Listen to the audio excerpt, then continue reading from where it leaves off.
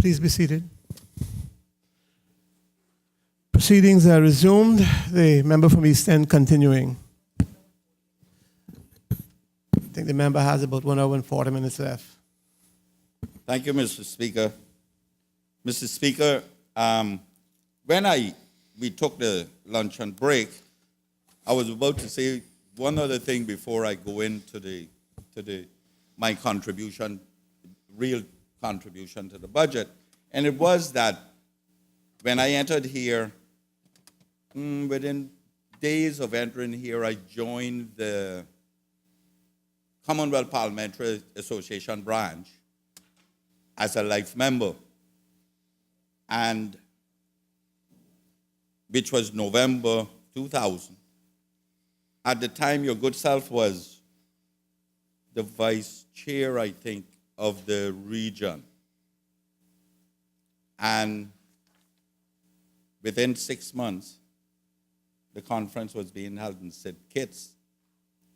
And Mr. Martin and I were chosen to go to that conference. And you, as vice chair, appointed me as the representative for the country. So, for the branch, that is.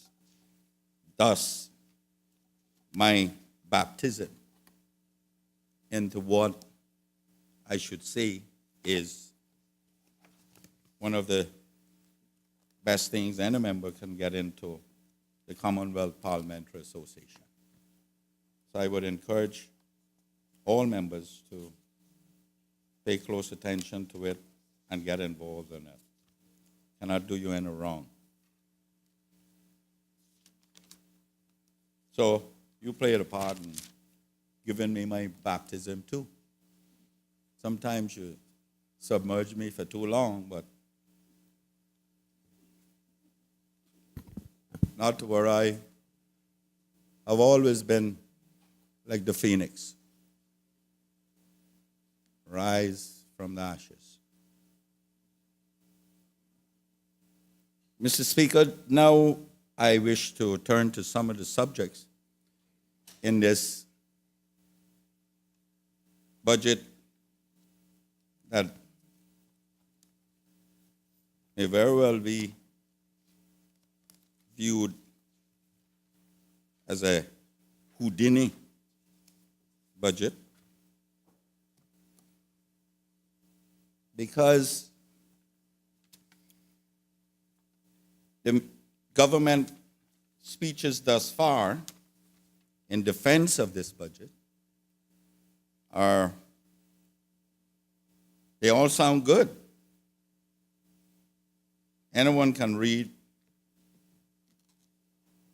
a prepared speech when they have a theme. And it's expected. That's what's expected. The government is going to defend their budget. It is us to see the areas that there are concerns and that the people are not necessarily benefiting therefrom. And there are many areas in the budget that we are concerned about. I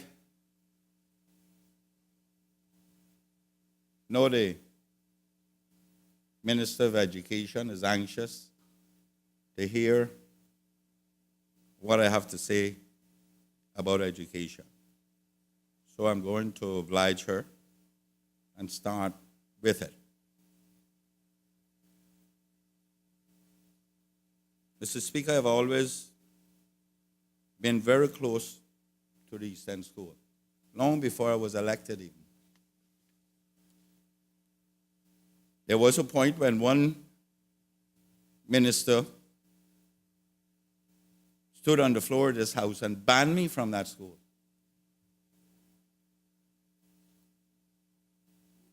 I was there the next morning. So his instructions to ban me did not work very well. Well, it worked for maybe less than 24 hours. There was another time when the people of East End got so aggravated with what was going on, the student body and the staff body, faculty, arriving there that morning, found all the gates were locked with padlock, chain and padlock. Mr. Speaker, I have always viewed myself as having particular responsibility of representation to the people of East End, but to the country in general.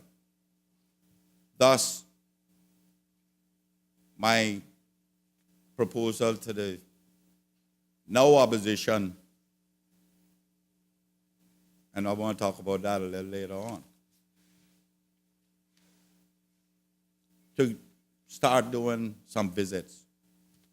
Because in East End, Mr. Speaker, every time there was a crisis, we resolved that. But then there was another crisis, and we resolved that. And it was isolated to the East End Primary School,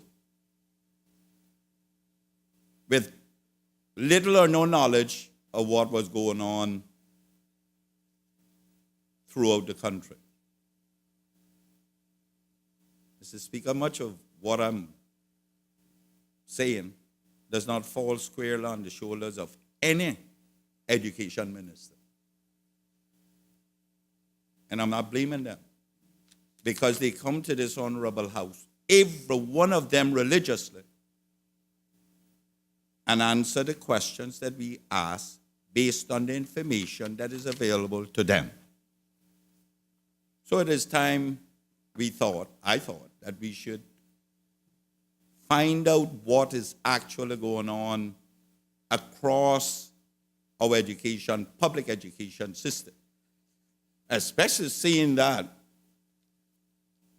almost everybody in here is their alma mater. And we have spoken so ill of education for so long. Mr. Speaker, I know that previous minister brought the education law. In there, we have a council which has a little broader authority and responsibilities than was with the Education Council before. Mr. Speaker, it is my understanding that Dan Scott, through the papers, that Dan Scott is the new chair, or the first chair, Daniel Scott, Ernst & Young. Now, Mr. Speaker, I know Dan Scott all my life. And I can promise this honorable house and this country, he's not going to take it on unless he gets results. However, I should say to the minister that both of them have a lot of work to do. Mr. Speaker, I believe, and I can speak from the Premier as a Minister of Education. His heart was in the right place. But he found himself with his heart full and his hands empty. And I suspect successive and previous education ministers found themselves in the same position.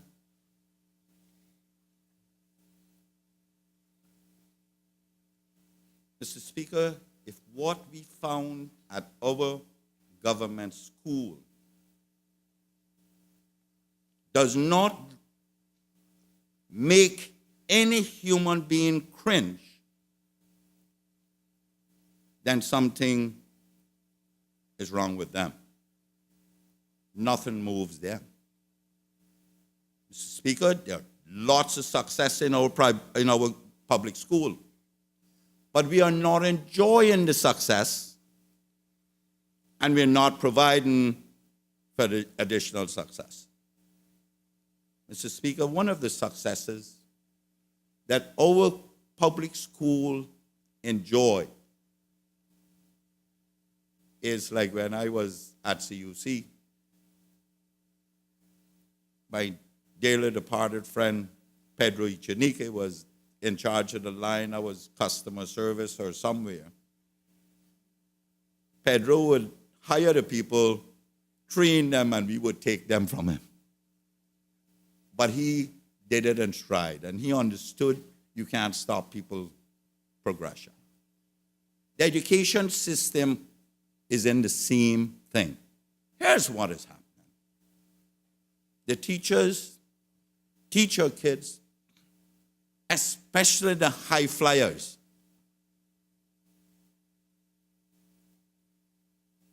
and there is no sixth form for them to attend, so they go to the private school, and the private school take the credit for having turned out good students in the country.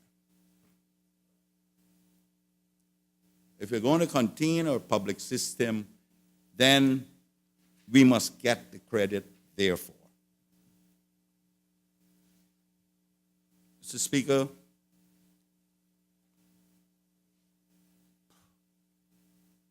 we speak of vocational training all the time. Oh, we need a vocational school, and we need something that I don't support, vocational school. I believe that we would be better served sending them overseas so they can get that experience.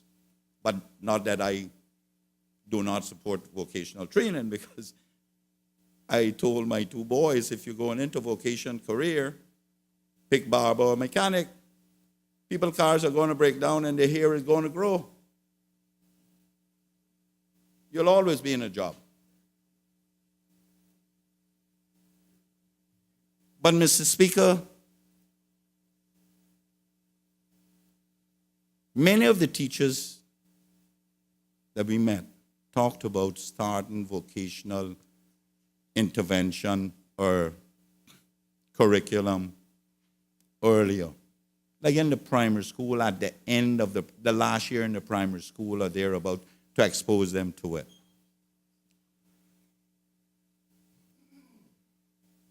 Or the first year in junior high, we're calling it high school. Used to be middle school. Mr. Speaker, what exposed me to vocational training was when I went to school, the Cayman Islands High School on Walker's Road, secondary morning was the vocation part of the high school. And once a week, we had to go there to do woodwork with the late Charlotte Dixon and mechanics with a couple of English teachers and the likes and what have you. Now, Mr. Speaker, I want to take Clifton Hunter because we recognize that the opposition is in a unique position. The members of the opposition is only in that catchment area for the Clifton Hunter.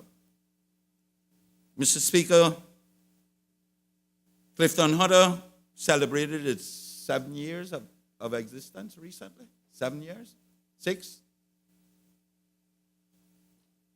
Mr. Speaker, they have a wonderful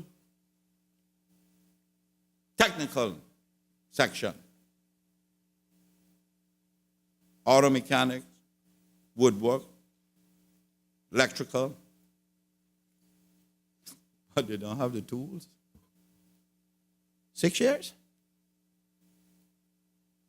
Really? And we the public calls for technical and vocational training. Only since we visited the school the first time have we seen equipment being installed. I haven't seen it. I heard of it being installed. Mr. Speaker, the member from Northside and I,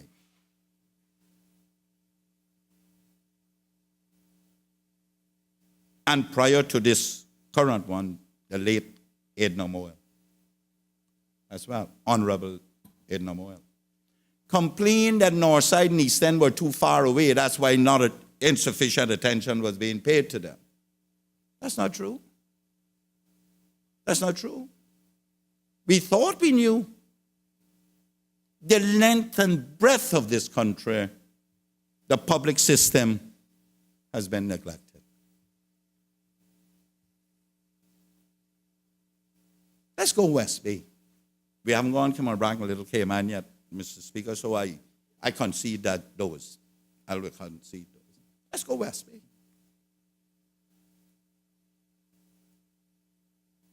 6 classes at the primary school. 6 years and 4 classes per year. 24 classes. That's 1 to 7. 1 to 6. 1, 2, 3, 4, 5, 6. 1 to 6. It's divided in 4 classes per year. You got 6 teachers.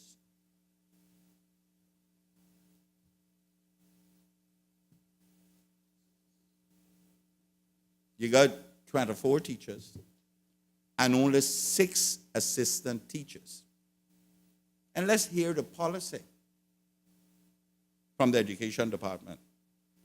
The policy is that at all times during class, a teacher or assistant teacher needs to be with the children. You can't have support staff in there by themselves. Now, I want to know how you figure that one out.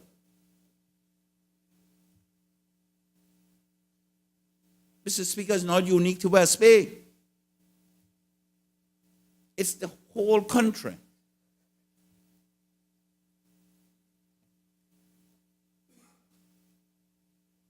Mr. Speaker, our children are smart children.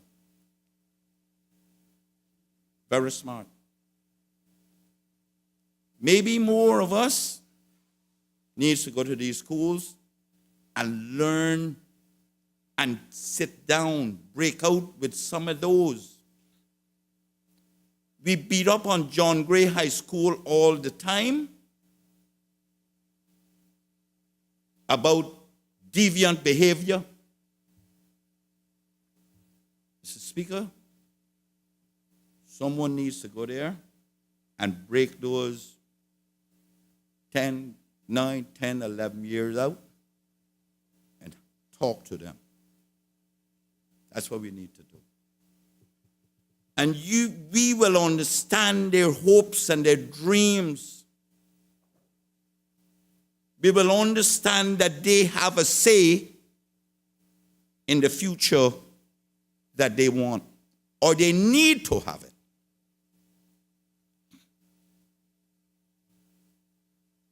The most pleasant experience I have ever had in politics was that trip throughout the schools.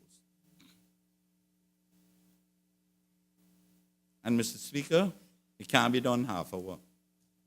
Half-hour visits can't do it. At each one of those schools, we may have taken up more time than was necessary or convenient. Sometimes all 4 hours. You know what was surprising, too? Caymanians are not in the schools. Teachers. Mr. Speaker,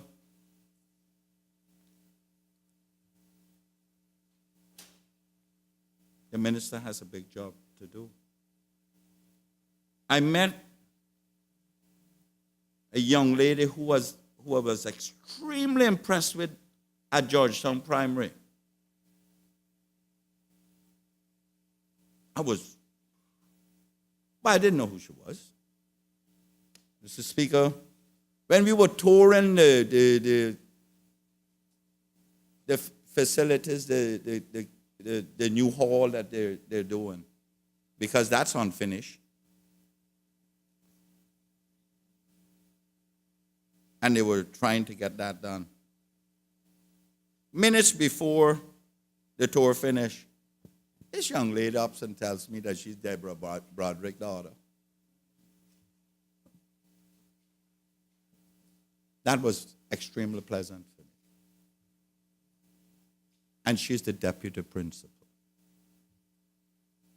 The clerk that was just promoted to clerk, the Hansard typist. And I said to her, what about policy and getting into management of? She said, no, I don't want to do that. I'm comfortable right where I am at. That is that we need more of that. She is comfortable there. Every one of them told us, of course, money in our pockets from the minister announcing 5,000 minimum for teachers. They said, of course, money is good. That's not what motivates them. What motivates our teachers is getting more to do more with. Mr. Speaker, I'm saying all this because I know the minister does not have the time nor the energy. She could be Houdini.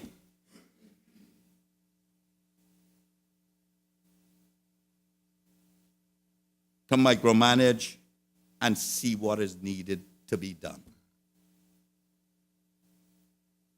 What I believe this country needs, and its education system, and nor the minister had it either. You can't be every day. You rely on what you're told. But there's a lot of smoke screen that has been put up for a long time. What we need is devolution of authority and responsibility to the principals, and a budget devolution to the principals too. Now I know that if Dan Scott gets his way, haven't had any discussions with him yet, but I know if Dan Scott gets his way, he got to hold somebody responsible. And that's it. But the council must be allowed, like America, many of the councils in America and the different states, allowed to manage education, with the minister having veto authority.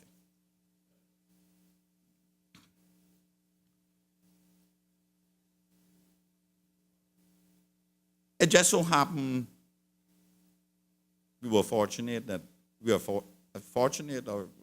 that this minister now was a former teacher. When the other time you had that? Roy Bodden.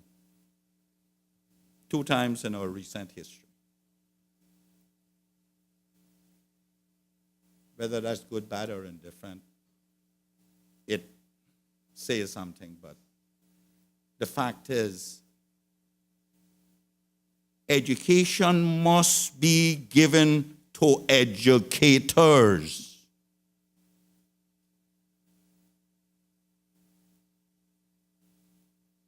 They're told they need to meet a particular curriculum. They don't have textbooks. Another thing taken out. I must say, in defense of my good friend, the Premier, he tried putting computers on every desk. That got sunk somewhere off 12 Mile Bank.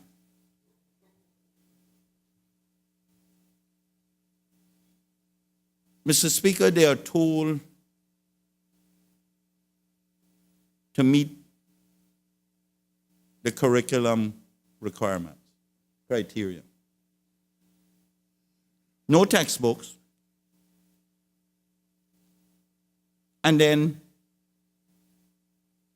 when they try to become creative with life skills joined with it, they're slapped on the wrist that they're going outside of their remit. Is this what we're all about? Is this really what we're all about?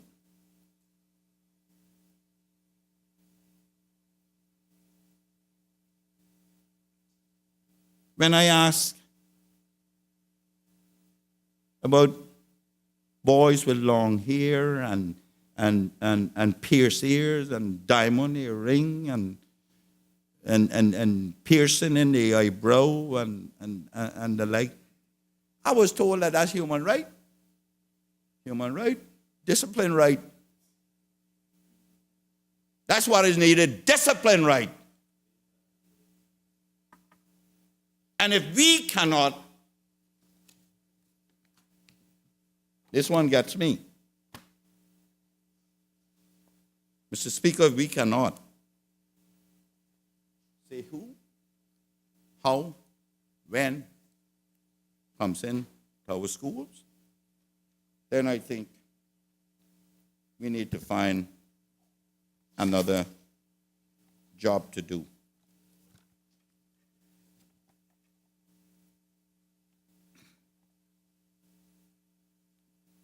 Constitution under Section 20 says the government shall seek reasonably to achieve the progressive realization with available resources of providing every child with primary and secondary education, which shall, subject to subsection 3, be free. Subsection 3. Every person who is the parent or legal guardian of a child shall be entitled to have his or her child of whatever age educated at his or her own expense unless the law otherwise provides. In a private school, that is to say, a school other than one established by a public authority, and in such a school to ensure the religious and moral education of his or her child in accordance with his or her convictions.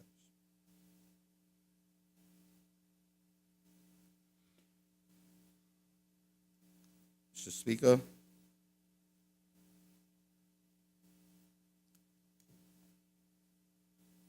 if it cannot be under our condition under Section 2 of 20 of the Constitution, the Bill of Rights, then they can take their children and take them to private school. You can't stop that. If we do not instill discipline, pride,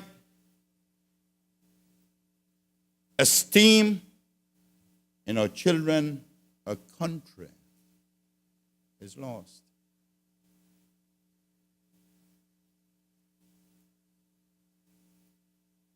Every jigsaw puzzle has many pieces.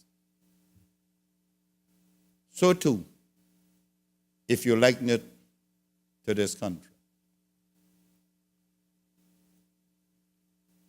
And if you miss one piece of that jigsaw puzzle, you do not get a complete picture or portrait of what it should be.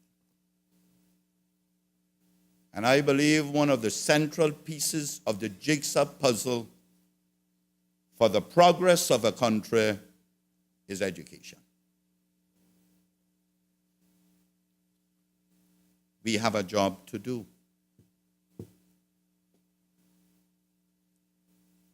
And Mr. Speaker, I know the premier in his previous term talks about he had other things to do and he couldn't juggle the stuff that we wanted with police and the likes and what have you. But we need to juggle this one. Mr. Speaker, the premier saying got a plan. You need to involve us in the plan so we can fight together.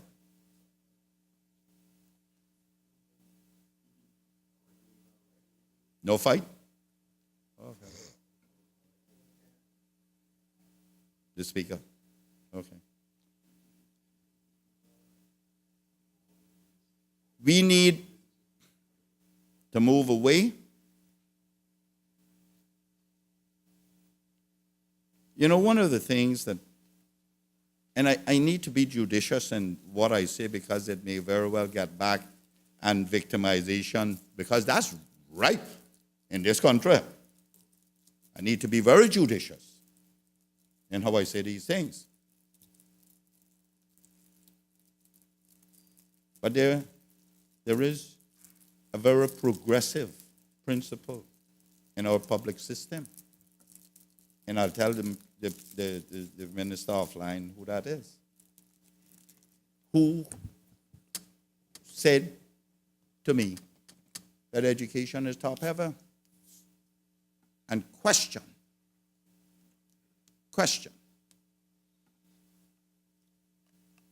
the need for a department. And that's what is happening, Mr. Speaker. We must be shaking in our shoes for what is happening out there. And I invite everybody to go and just sit. More important to talk to those kids. They're ours. Every one of them is Caymanian, because when I was going to school, we had Bob Whitman, Spencer. These were all foreigners in the same school.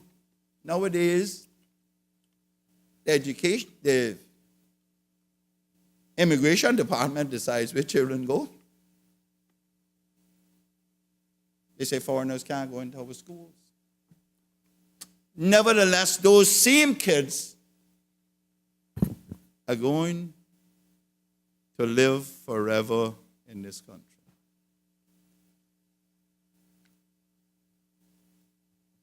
And our children, you see where we're creating a class system in this country? You see, the more we talk about this melting pot, the greater problems we're creating in it. It is wrong. I have friends who I grew up with in the government school, the McDonald's, who hitherto were expats. But today I can hail them on the street as my friend. If your child does not go to private school, he is never exposed to an expat. But we want him to live with that expat when he finished tertiary education. Is this what we're doing?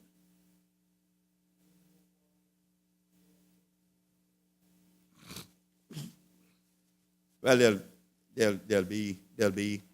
won't be able to bring their children. That's all. Mr. Speaker, I guess challenge the minister and the government. And this is no reflection on the previous minister who sits there. I challenge us all to straighten this out.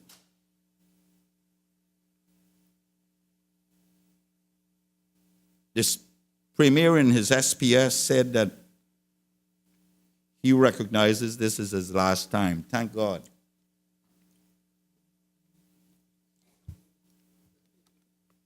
But he is going to make sure that this time is action. This is it. If it means by constitution he can't come back, and it means by virtue of me not being allowed back because of too much, then let's do it. We need to sacrifice our careers to set this country on the right track. And it begins today. It begins with this budget. The budget does not, like the last 4 budgets, does not make sufficient sacrifice for our children. Now you all have an opportunity to do it. Do it now. Because you're going to be reminded.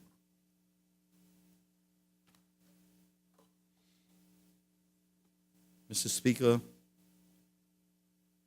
the budget mentioned nothing about, or very little on education about the Eastern. Well, the devil is in the details. So I expect that the details will be viewed and explained at finance time. Mr. Speaker,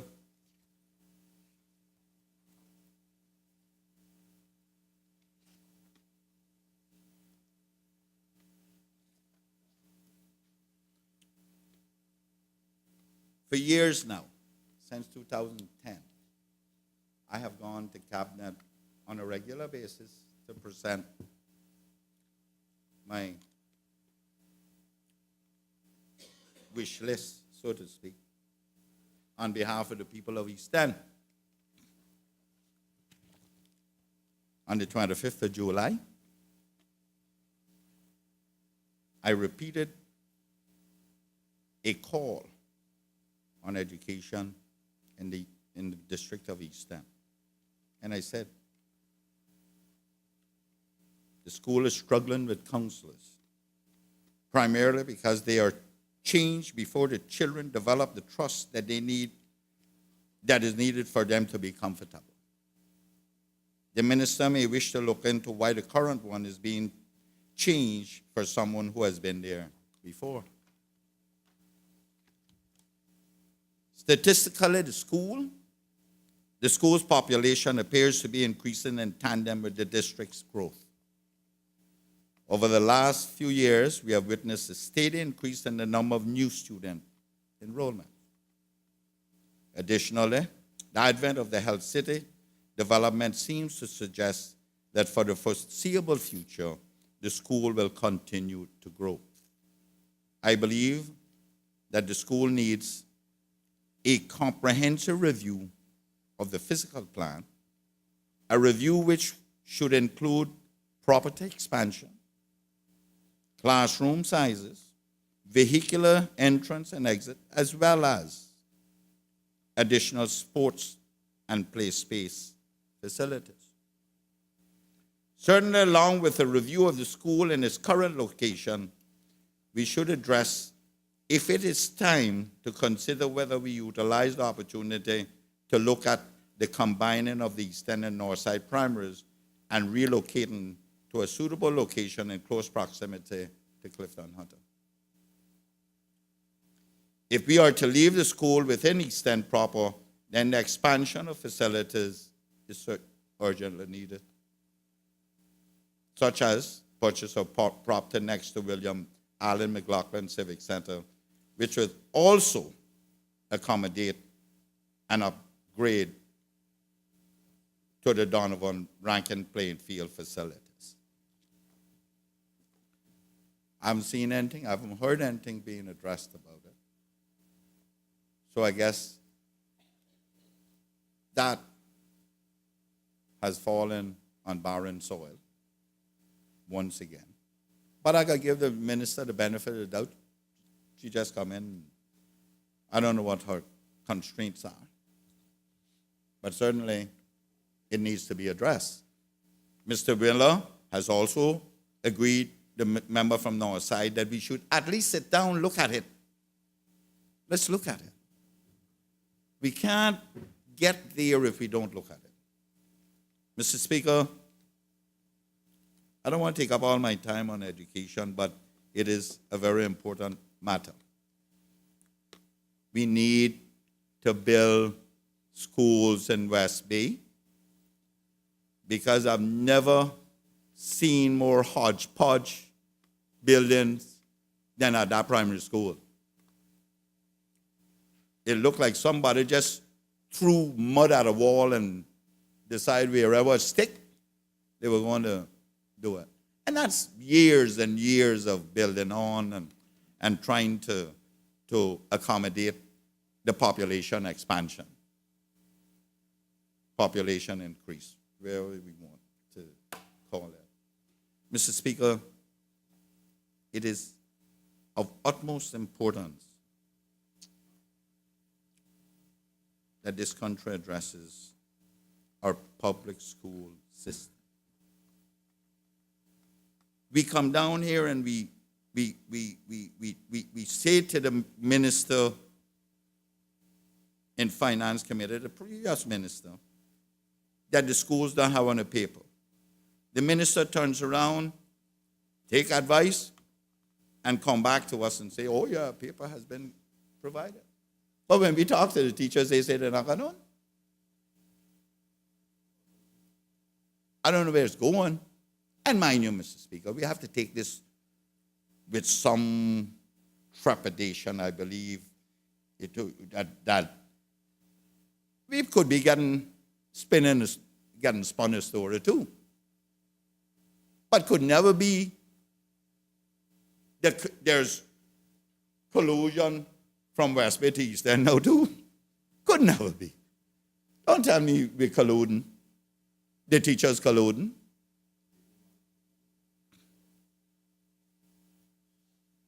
We just need to get this thing done. And I welcome Dan Scott. I welcome the minister from, all two now, Cayman back now. I know they like Cayman Brack, Mr. Speaker. I know they'll die carrying anything Cayman Brack because they want to tip the country that way. Now let's see what he can do for us down here. Both of them. I know they're capable. I know they're capable.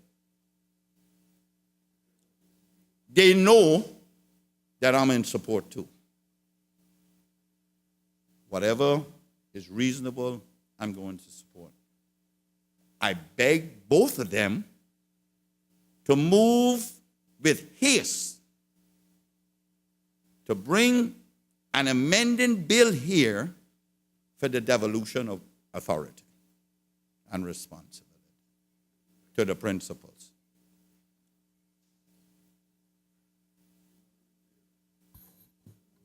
No, not the 200, not the two of them, Mr. Speaker.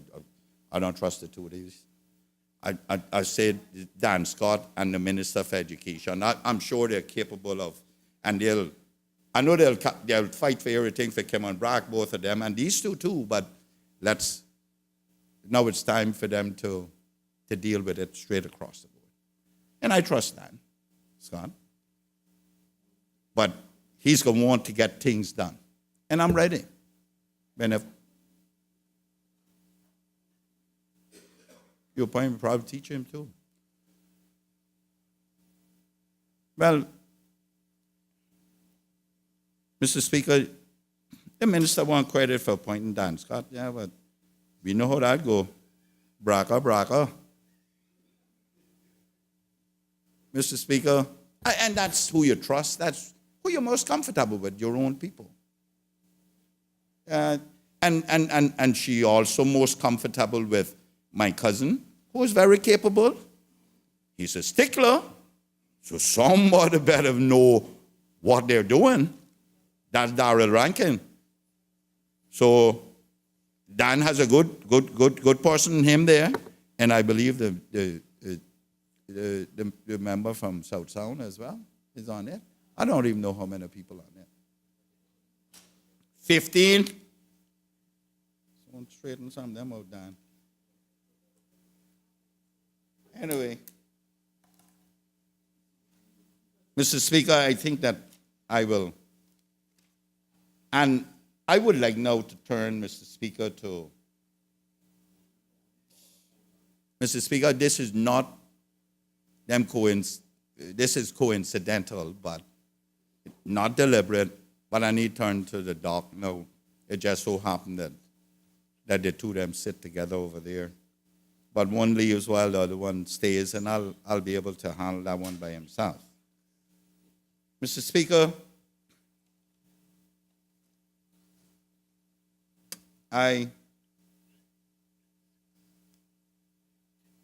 six administration have taken a stab at the pier, passenger line up here. Last six administrations has done that. And not one has been successful with it. And I know, Mr. Speaker, I see there's some quizzical look on some faces over there, like the member from Prospect saying six. Well, let me name them for him. The UDP government in 2000 to 2005. The PPM government, 2005 to 2009. The UDP government, 2009 to 2012. The interim government, 2012 to 2013. The PPM government, 2013 to 2017. And now the PPM government, 17 to 21. 17 to 21. Six administration. And we have done nothing with it. What we have spent is money. We went from proposing 2 sites, separation, to keeping together, that is cargo and passengers, to everything else. Mr. Speaker, we even went to the point where I threatened to lay down in front of Bulldozer.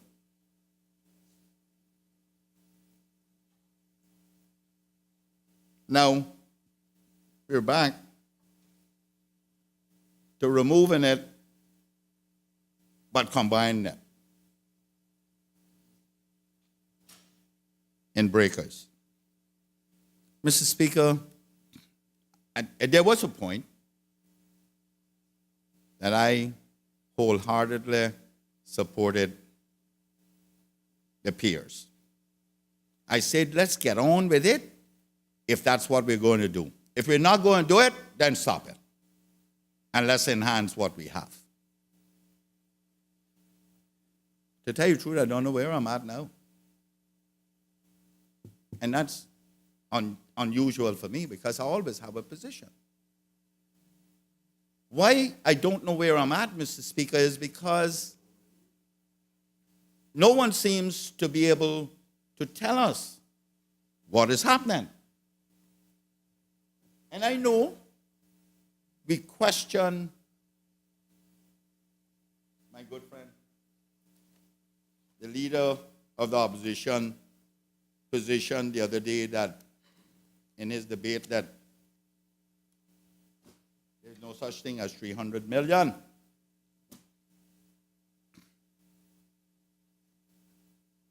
Nobody must think that I don't come here with my information. In those 6 administrations, it went from $350 million to now 200 in July of 2016, and now don't know how much it is. So please forgive my good friend for being as confused as they are. He was right. And Mr. Speaker, you know, got evidence. You know that.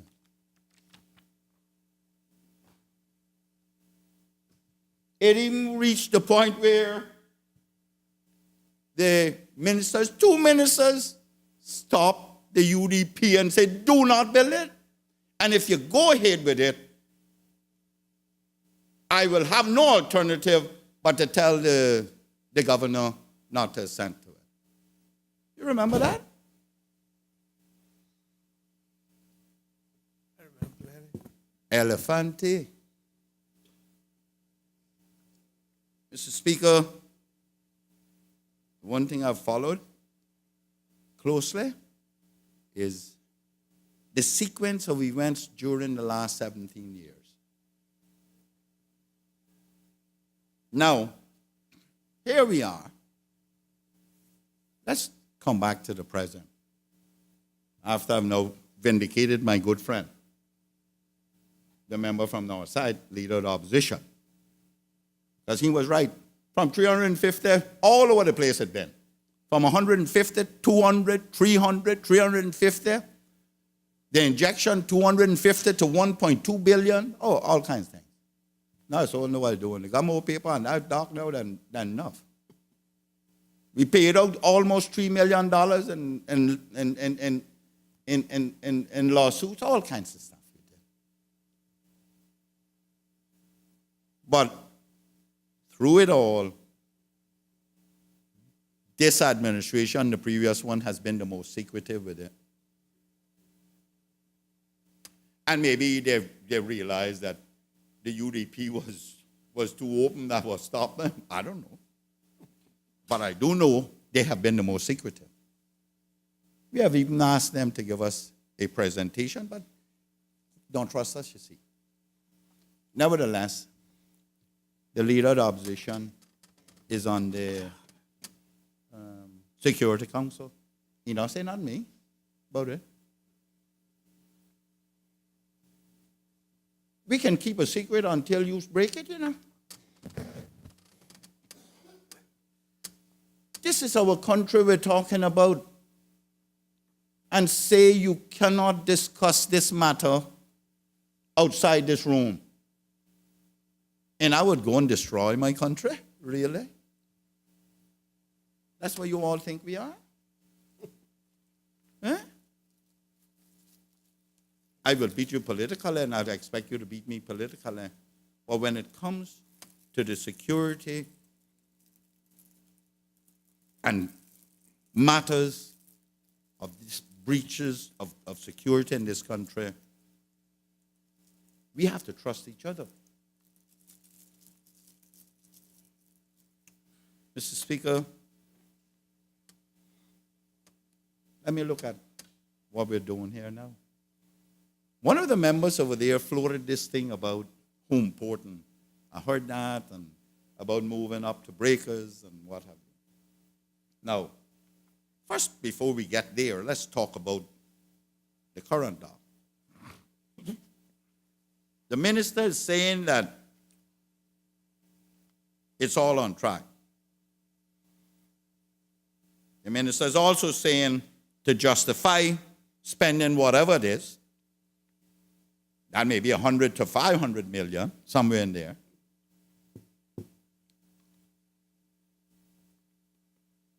I guarantee you it will fall within one of them, within one of those extremes. I guarantee you. You were counsel a long time, and I hear you talking too much about that. Mr. Speaker, let's talk about transfer of bigger ships out here at this dock. We need to stop saying it. Mr. Speaker, the depth of water by that dock is only 15 feet. What size ship on the bring there? I wonder what size ship on the bring there. Somebody needs to tell me that. I know it's only 15 feet, Mr. Speaker, because I blasted out the rock up in the front. many, many years ago, on the water so we could bring the ships closer in. It's somewhere between, the maximum you might get is 18 feet, 15 to 20 feet, somewhere in there. How are you going to operate a ship, a large ship there? Or are we going to dig out Hogside Bay? So how are we going to operate the tugs inside there? The tugs need at least 600 to 1,000 feet space to dock up a ship. You really think 1,000 feet between that thing and there where the submarines are? We cannot do it. Lord, we just say these things, these sound bites to justify what we're doing.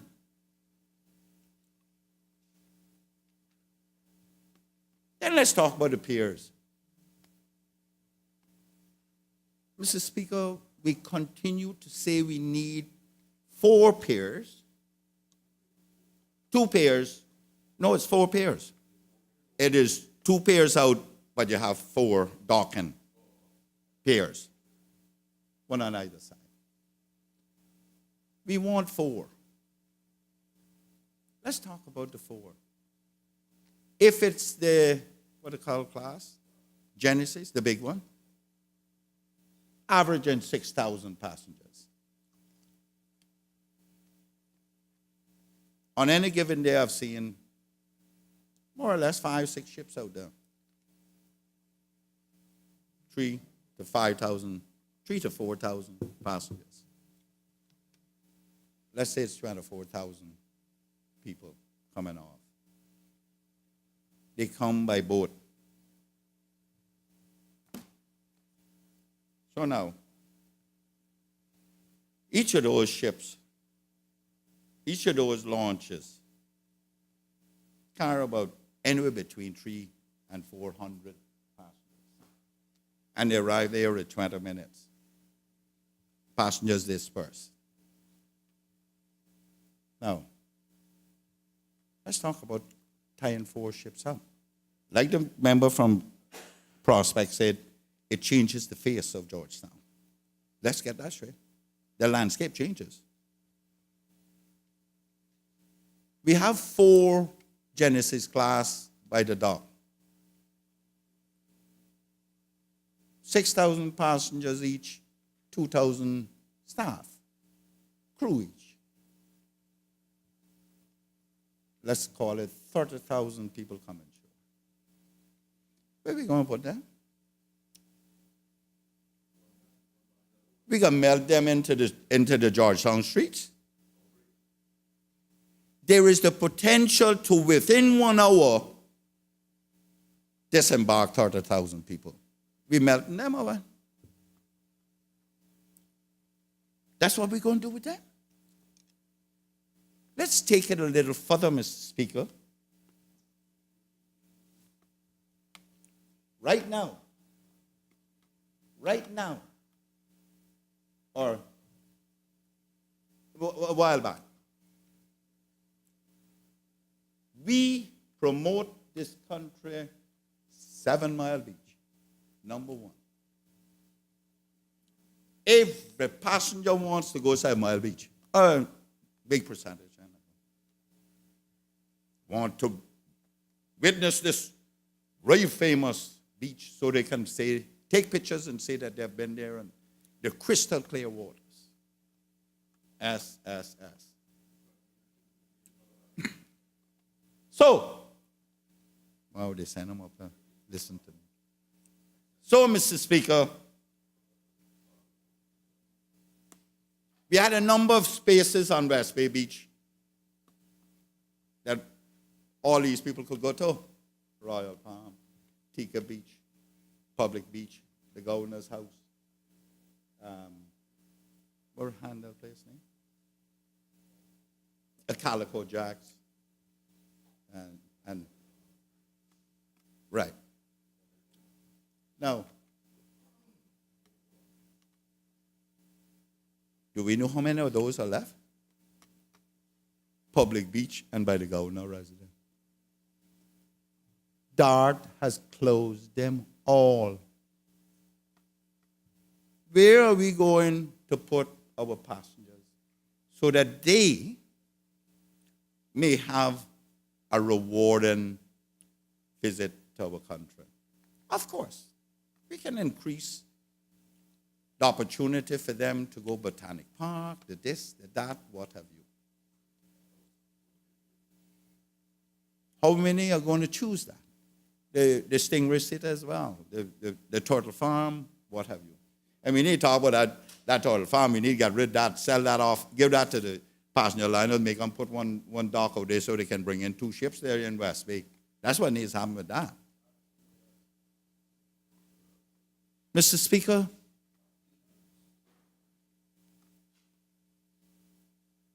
what my point of argument is, we need to stop using those things as justifications for the dock. We need to stop that. What we need to do is tell the people the truth. Why don't we just build one dock and get 2 out there? Why are we going for 4? 2 pairs. Why are we going for 2 pairs and 4 docking spaces?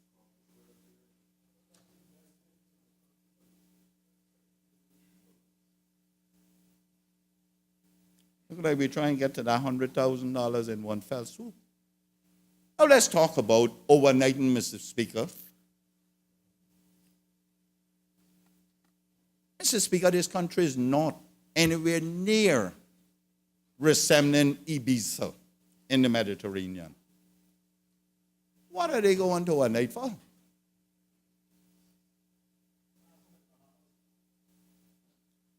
Ask them in the Bahamas, you know what they can do in the Bahamas? They can gamble there.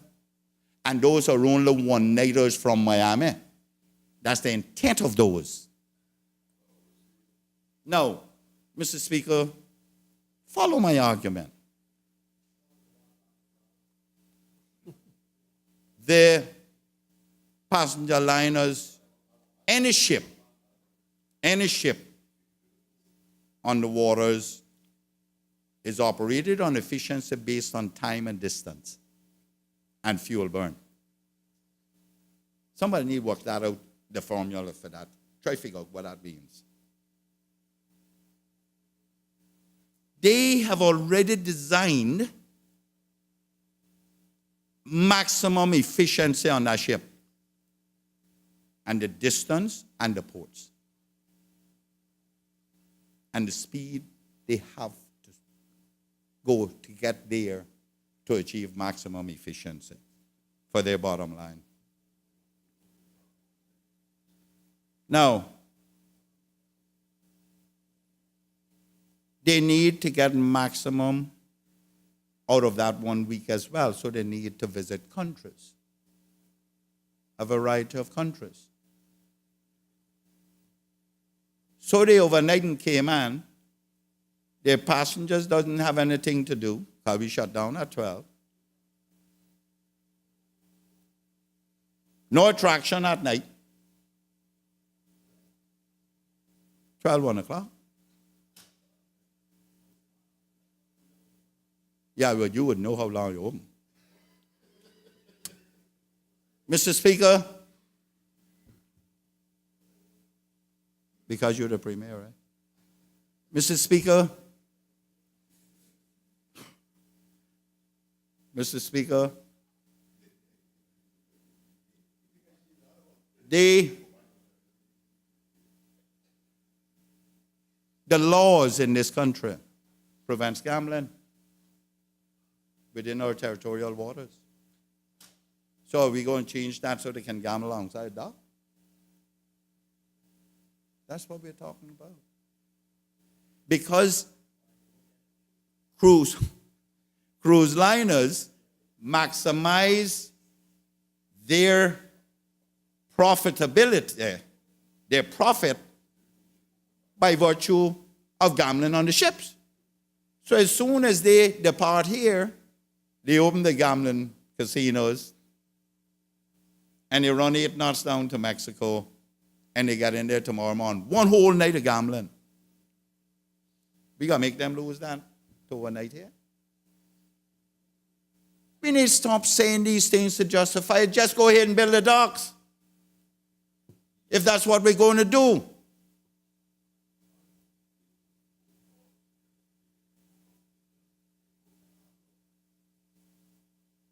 Then this thing is thrown around here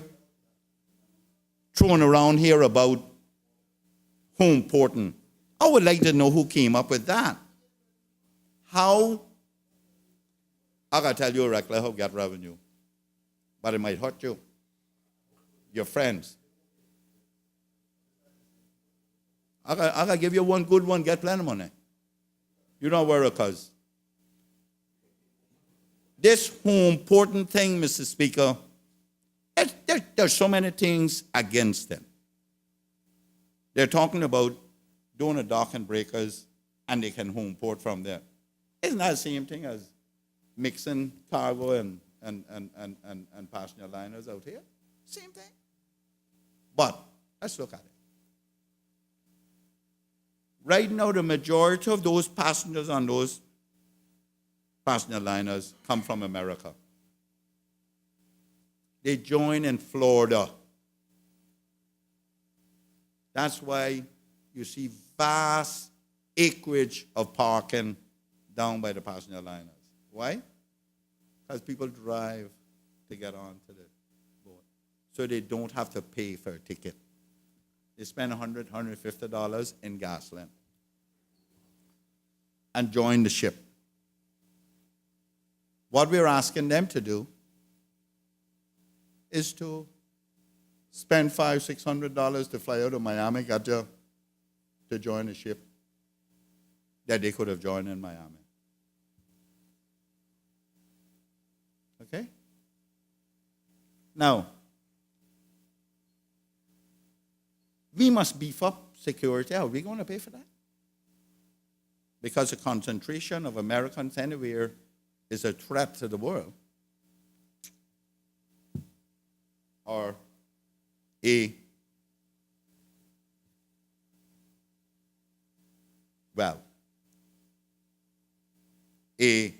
an attraction, a magnet to others. Let me put it that way. So, let's take one of the smallest ships, 3,000 passengers. The ship comes in, say on a Saturday, for the purposes of these arguments, a Saturday, this discussion, a Saturday. And it sails, disembark, 3,000 people, and it sails on the Sunday. And sometimes it would sail the same day. They got reprovision, but in America, all those things have to be considered. So, first thing is, we do not have the airlift to drop 3,000 people just for the passenger liner in one day. We don't have that.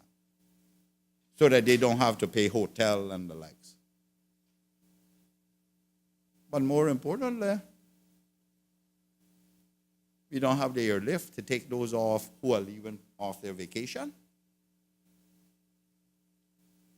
You would have to be Houdini to operate that. When they're all going to one particular place. Now, in America, there are many people who come from Europe and the likes. And they will go to Miami, but on different planes to different locations. Here, they all got to go to Miami to catch those to go. Or catch British Airways that night, maybe. No. They all can't come in one day either. Where is the room stock to accommodate all that? In addition to our 400,000 per year. We don't have it. Why are we constantly on this thing? If we're going to build one dock out there, let's go build it, Mr. Premier. Let us do it. And in time, if we need to, we'll eventually get there. It just doesn't make sense, what we're saying. Not to me.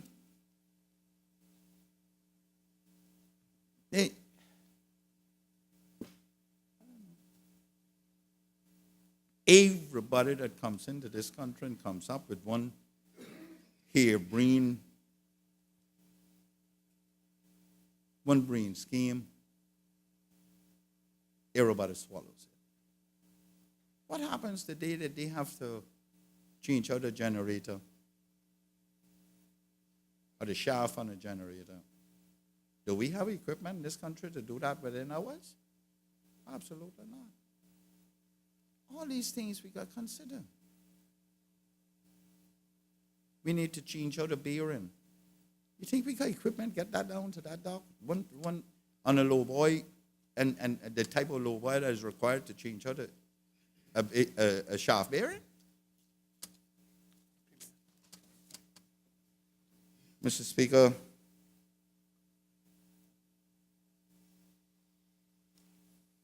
Mr. Moore, the member for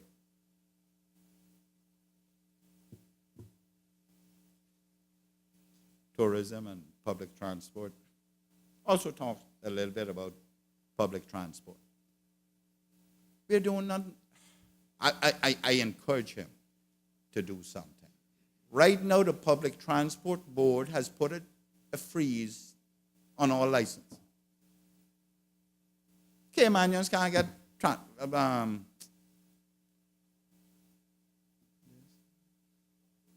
taxi or tour because there's a freeze on it. Because they feel like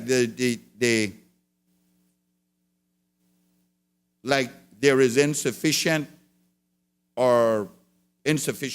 passengers in the country or visitors in the country to justify issuing any more license. And the reverse of that is, this government comes down here and says this is the best season you ever had.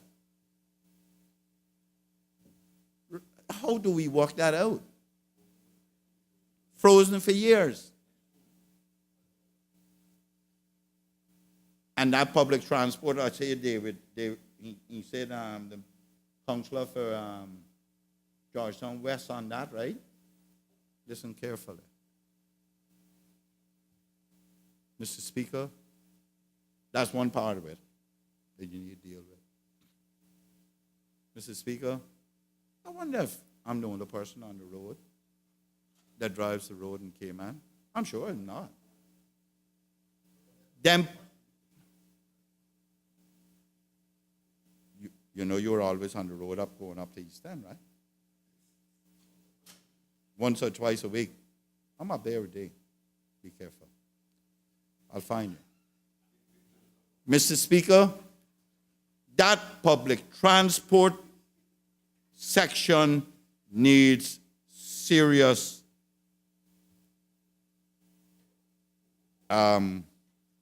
management of those buses.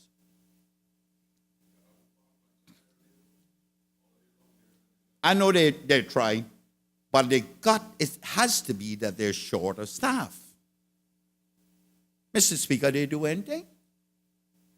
They stop right in the middle of the carriageway. Now, I know it's not only me seeing. They stop right in the middle of the carriageway to prevent the other bus from going past and pick up that passenger just down the road. You mean tell me no police on the road? We're getting to them here now, too. You mean to tell me there's no police on the road? Or it's one of their kind and they don't want to prosecute them? How many times have we not had near misses with ordinary citizens with these buses pulling out on them? And you know what, Mr. Speaker? Maybe you haven't had it in a long time because you don't drive yourself. But I'll bet you there are many members in here who has been in that situation. It's wrong. Somebody needs to keep them in control. That's what we need to work on. Mr. Speaker, let me turn now to the police. The premier come down here with all his glowing remarks about what he's doing. What he's doing.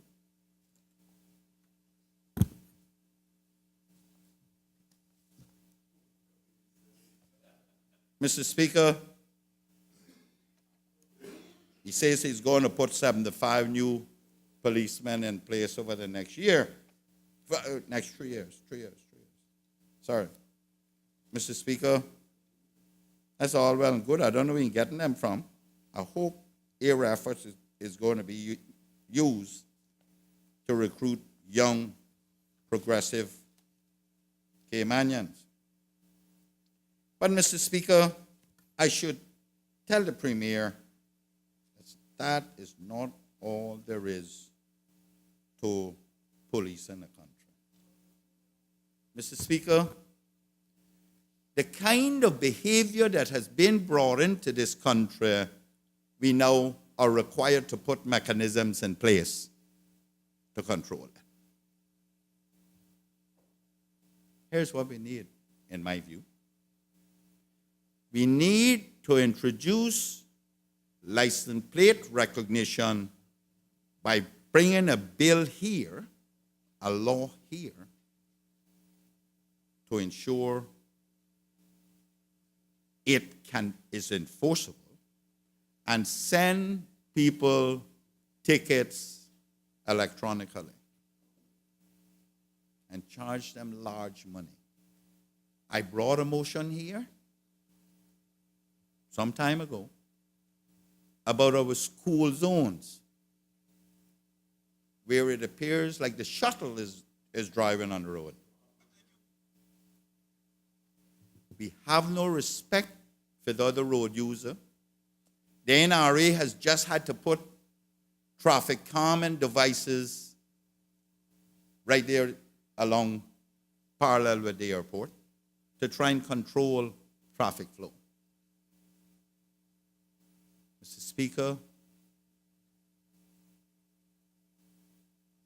we need something to ensure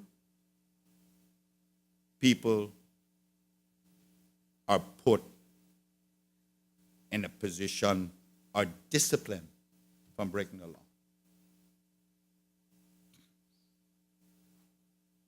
Everybody does what they want, when they want, and where they want.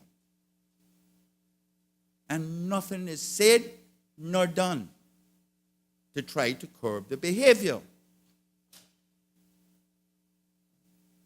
So it's not about getting the policeman only. It's about spending money on it to ensure mechanisms are in place to deal with it. That's where our people benefit from any budget.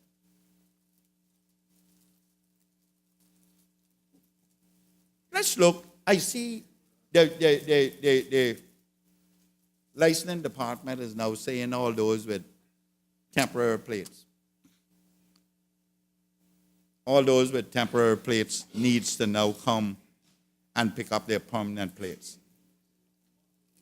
They've been saying it for months and nobody's prosecuted.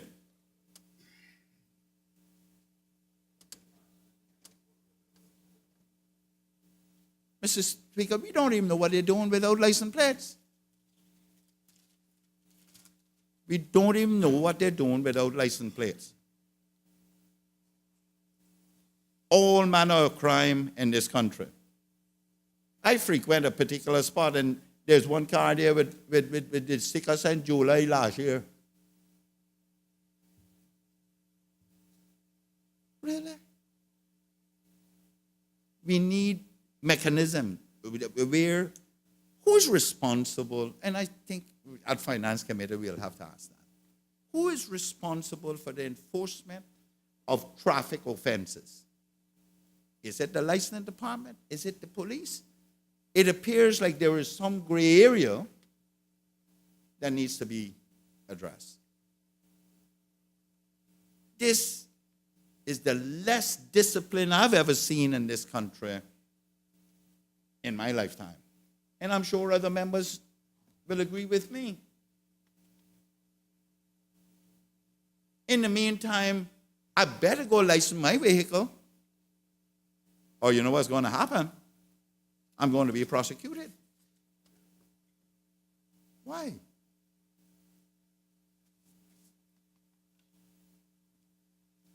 I guess it's expected of me.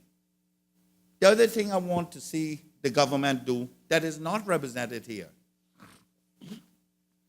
is cameras in the cars. It protects the police and it protects the citizen. Or body cameras, if we want to go to that. I don't know if we one or the other would suffice. Maybe the cameras in the vehicle. Because they have cameras on their tasers, I think. But we need to do that. It just so happened that this is what we have become. Now we need to address it. We're no longer in the yesteryears. They're gone. They're not coming back either. Mr. Speaker, can I get a time check, please?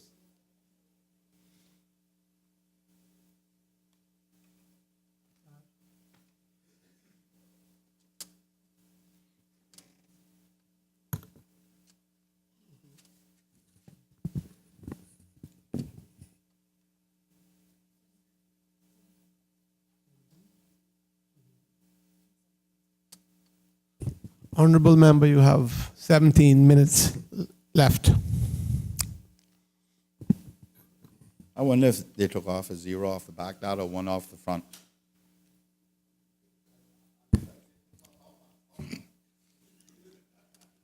Yeah, let him say, talk fast, my son, talk fast.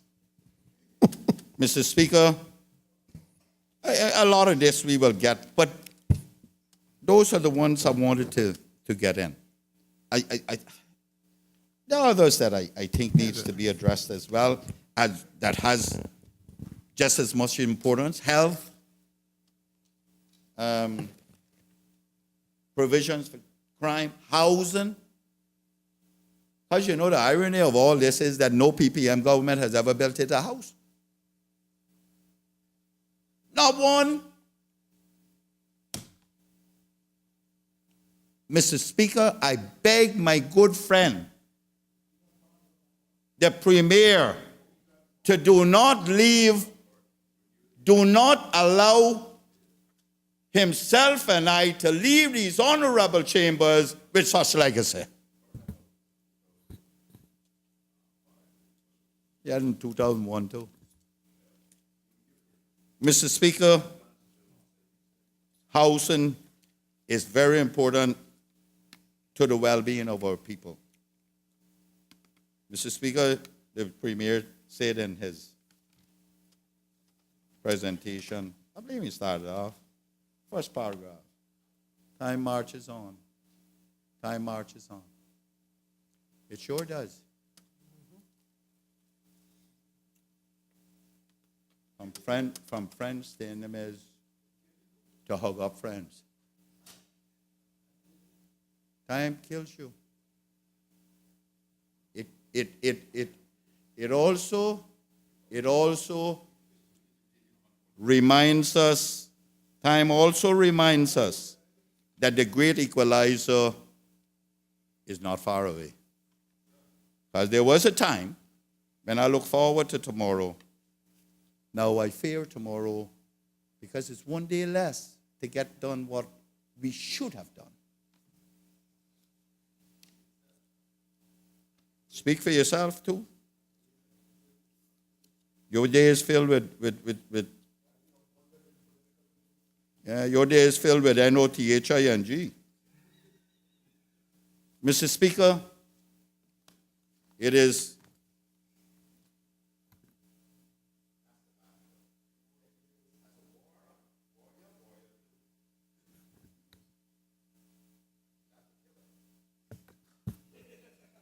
Mr. Speaker, I hear the Premier may be considering constitutional amendments or something like that. No, he not gonna agree. Now what you want to do? Oh yeah, but you sit down there. 200 like be crucified inside here. But you and the leader of the opposition. Mr. Speaker, I believe that there needs to be some, if we're going to do that, I believe that the Constitution was almost 10 years old. 2009? Yeah. No. 8 years. Yeah. 1st of January or something. And November. Tomorrow. Or today, whichever day. Mr. Speaker, if such is the case, we need to clarify a number of things. And one of those things that I want us to look at, because I believe this is a living document. And as time marches on, we need to amend it. Because what we knew then, we know much more now about operation of this Constitution. The one on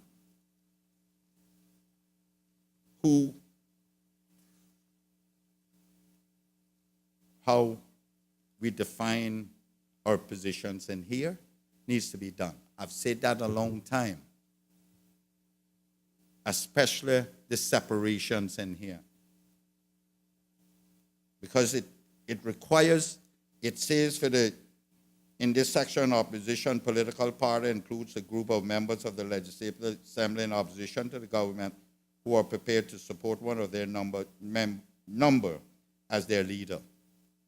It needs to be clearly defined. It also needs to be clear, if it's not clear enough, it needs to be clearly defined.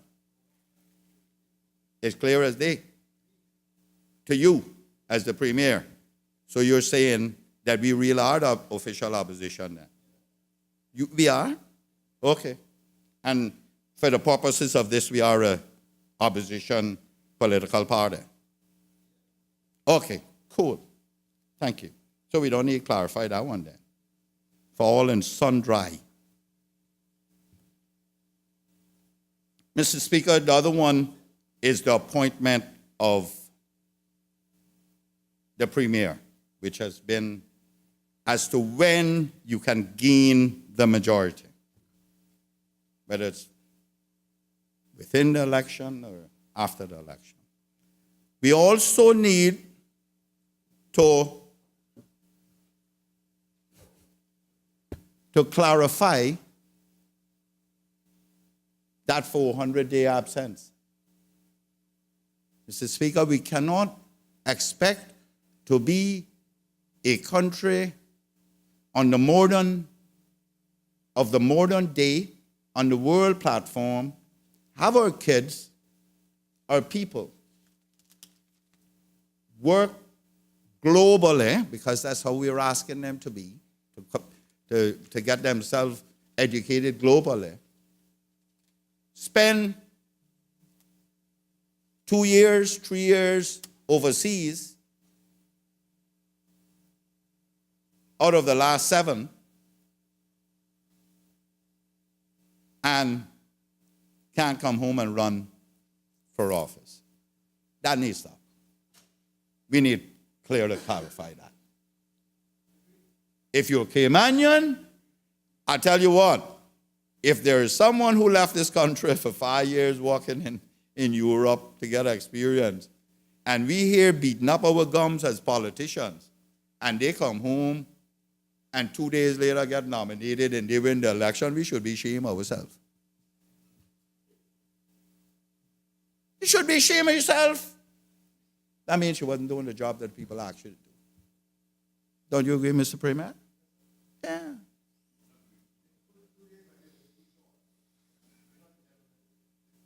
We need to embrace our people. That's what we want. Mr. Speaker, during my tenure here, we have even gone so far as to remove the residency requirement to be recognized as Caymanian. Why did we do that? Because we want our people to come back and do it here. That's why we did it. But everybody wants to hold on to something with this whole colonial behavior and attitudes. We need to stay out of our people's bedrooms. Find your own.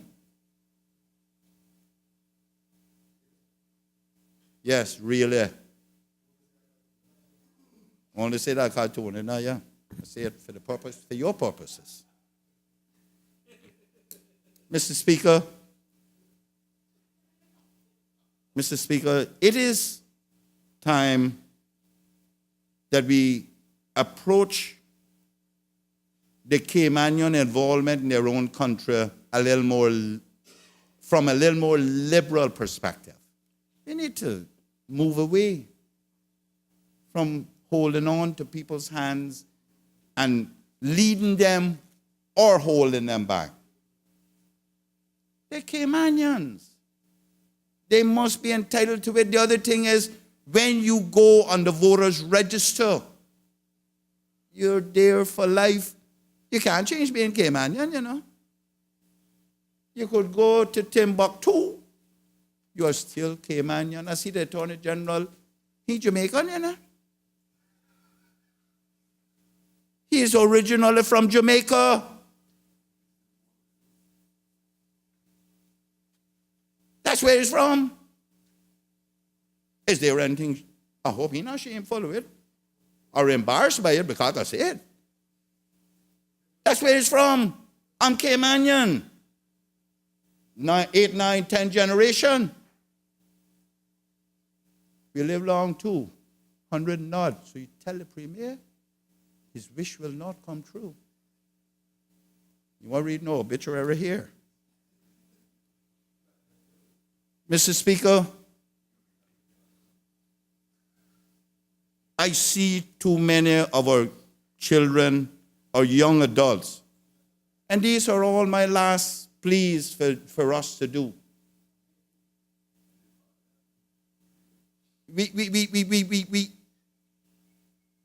We see all these young Caymanians going overseas, getting all educated, all experienced, and come back here, and we don't want them to participate because they got too much more knowledge than we do. Sometimes you need to move on, and too many people want to hold on power when they shouldn't be in it. And utilizing their authority to hold on power in this country. Too many people do it. Yeah, like you too. You did it a couple times trying to hold on power, you, Mr. Premier. Anyway, Mr. Speaker, he knows the banter is going to go on. I don't have a problem with him banter. Mr. Speaker, in closing, may I say,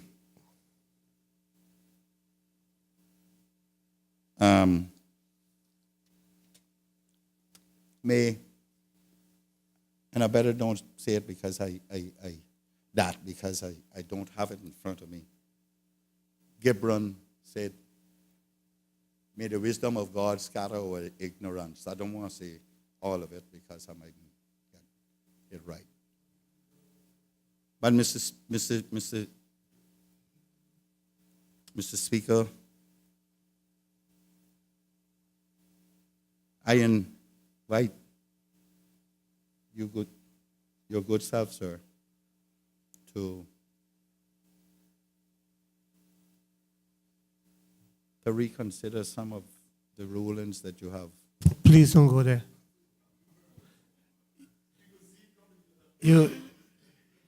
Your time is just about up and you won't have any time. And please do not go there. My Mrs. rulings are not open for consideration unless on a substantive motion. So do not try to get into it. Honorable member, you can't. You know that. I think Mr. Speaker, I'm not getting into your rulings. don't go I into am it. not doing that, sir. And I don't, never did that. and well, if you go into it, you've gone into it. No, I was inviting you. No, don't invite because you don't have that room. I do. No, you don't. Anyway, Mr. Speaker, you have ruled that I don't have the right to invite the chair. It's not questioning the chair. I've never questioned the chair. I have invited. There's the difference. Honorable member, I Mr. think Speaker. you should probably be finished by now. No, not yet.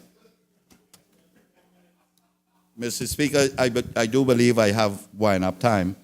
Honorable member, I think you have about 2 minutes. That's mine, isn't it? Mr. Speaker, I hope that I have made some clarity on where I want to be. I didn't go into to all the numbers like the leader of the opposition. There are other aspects of budget and truant speech and governance of the country that needs to be addressed at all times. And that was the theme of my address. The minister, the premier asked me where to propose revenue measures. He needs to look at how the developers are going and starting the development of properties, selling the property, and then for instance, if it costs $1 million for that piece of property, it is transferred into the developer's name at 7.5%, which is $75,000. But then the house that is built on it by that same developer is worth $15 million. And that is not transferred. We are not getting the transfer tax on that. It's going to be a difficult thing for us to do. But if you use 100,000, $1 million, and it could have been 750,000 based on the price of that property in its completed form. That needs to be addressed, and I see the Attorney General looking. It's going to be a difficult thing for us, Mr. Speaker, but we need to look at it because that is the basis on which developers are doing it now. I see they also coming from being radio announcers or TV announcers and send out emails saying, if you're applying for your residency, call Paul. Now, everybody's real estate agent now. And they got a properties so they can invest for their residency, residency certificate or whatever. We need to look at those issues because we are being taken advantage of. Our very people are being taken advantage of. If people want to develop, sure, but they must pay what is required. And they cannot find these. If they find loopholes, we need to plug the loopholes, Mr. Speaker, in essence. That's what I'm saying. Thank you. Your time is up, Honorable Member. Mr. Speaker, can I beg to finish off? How much longer are you talking about? 5 minutes. Sorry? No, you can wind up, complete. Well, that's what I'm saying, Mr. Speaker. Not 5 minutes, you're not got 5 minutes. Try to finish what, you were on to a good thing, as far as I'm concerned, but time. That's what I'm saying, Mr. Speaker. I tried a little thing with you, and you're still. You had plenty of time to try little things with me. Mr. Speaker, it is to the Premier and the Attorney General in a sense that I believe we need to look at this I think it's the education minister with Lance, I believe. And I believe that it is very important. It has been brought to my attention by a number of those lawyer type people. And that's how they are structuring these deals now. And we are losing too much money from it.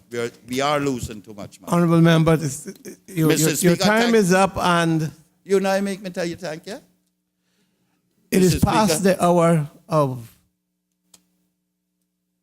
Honorable Premier.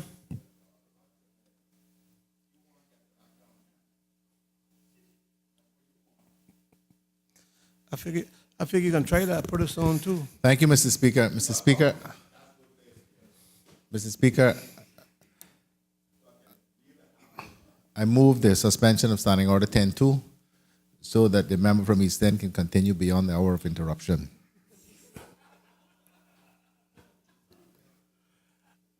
The Honorable Premier, we need the adjournment or to carry on business after 4:30. The member has finished his speech.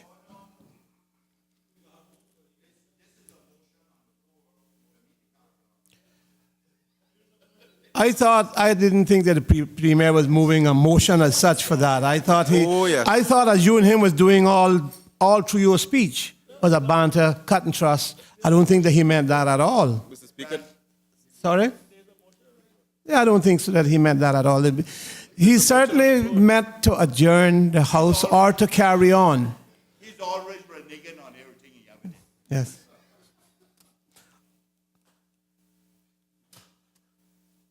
Yes, Mr. Speaker, for the sake of clarity, I move the suspension of Standing Order 10-2 in order that the business of the House may continue beyond the hour of interruption. The question is that 10-2 be suspended in order for the House to carry on after the hour 4:30. All in favor? Aye. Those against? The ayes have it. Does any other member wish to speak? Does any other member, the member for Georgetown West?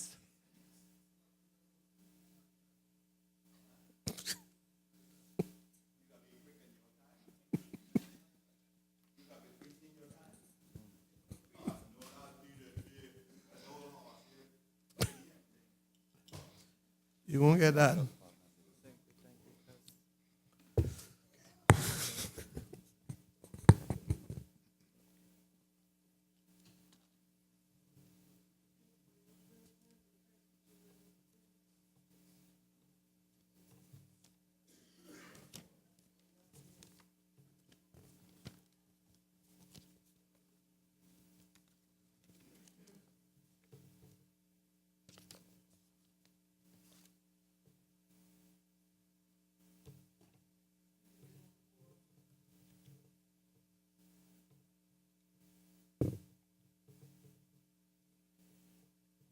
Mr. Speaker, it is with a deep sense of humility and gratitude that I rise to address this honorable House in this important budget debate. Maintaining forward momentum. I stand here as a humble servant of the people. My presence here today is a sign of the confidence they place in me and the awesome responsibilities they have entrusted to me and to this administration. I thank my constituents and well-wishers for their consistent prayers and words of encouragement, and I give thanks to Almighty God for His favor on our beloved Cayman Islands. I pray that He will continue to... Sir, Mr. Speaker. George Bordentown West. Yeah, thank you, Mr. Speaker. Can we at least get some more members back in there so we have a quorum? The matter of the quorum has been called to my attention. We are short. Could those members who left the chamber please get back to the chamber?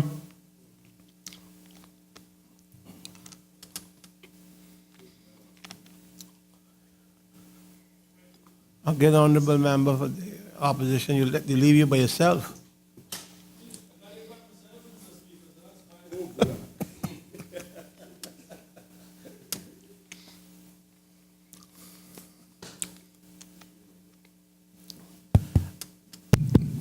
Four, five, 6, 7. I think we are quorate now. Member from Georgetown West continuing. Thank you.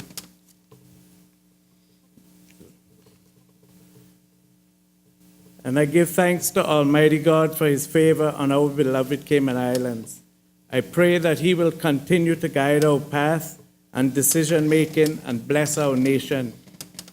I would also like to, just before going on, to thank 3 former members, former MLAs, ministers, for the encouragement, especially since I was elected. The Honorable Norman Bodden, the Honorable Mr. Linford Pearson, and the Honorable D. Kurt Tibbetts. They continue to phone and offer their congratulations and their encouragement.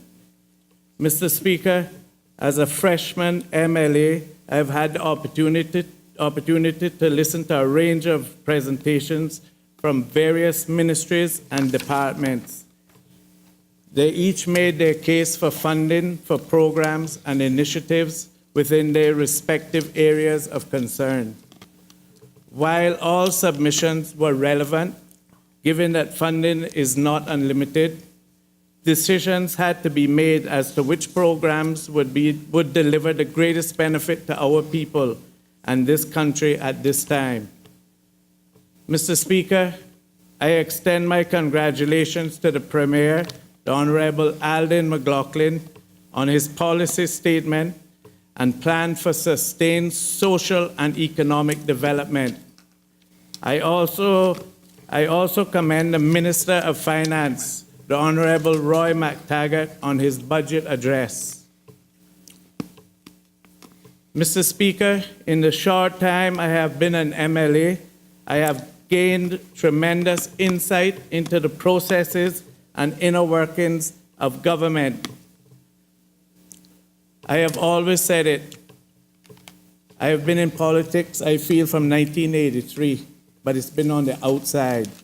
I've been a member of the PPM Georgetown Executive Committee, but in the last 5 months as an elected MLA, I have seen some of the workings behind the scene. And I always tell the Honorable Moses Kirkconnell, I'm absolutely amazed at what details and hard work goes on behind the scenes. It is a real eye-opener. Tourists don't come here by accident. It is the pure hard work and the dollars that attract the tourists to Cayman. But I have been extremely overwhelmed to watch the ministers, their COs, and their staff that have put forward their budget proposals, have had to leave, cut their proposals, and come back and work on what they want.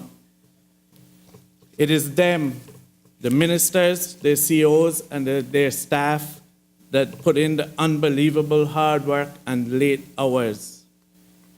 Every minister would want the entire budget for their ministry.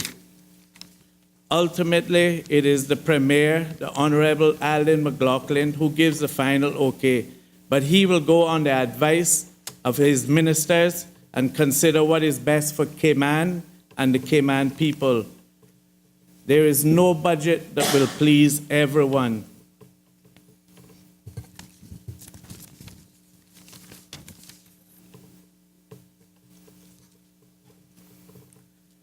Observing the budget presentations brought back fond memories of a government that I have been part of my whole life.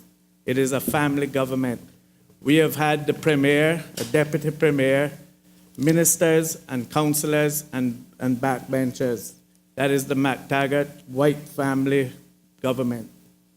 With 10 children sometimes wanting to diversify and go in different directions, my parents listened to our ideas and requests.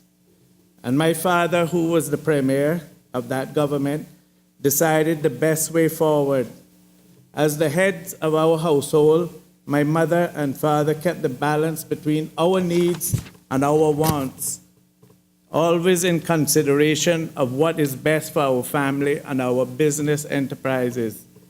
The budgeting process for this country operates in much the same way, and it falls to the Honorable Premier and his colleagues to ultimately determine how best to apportion funding based on the best interests of our people and this country.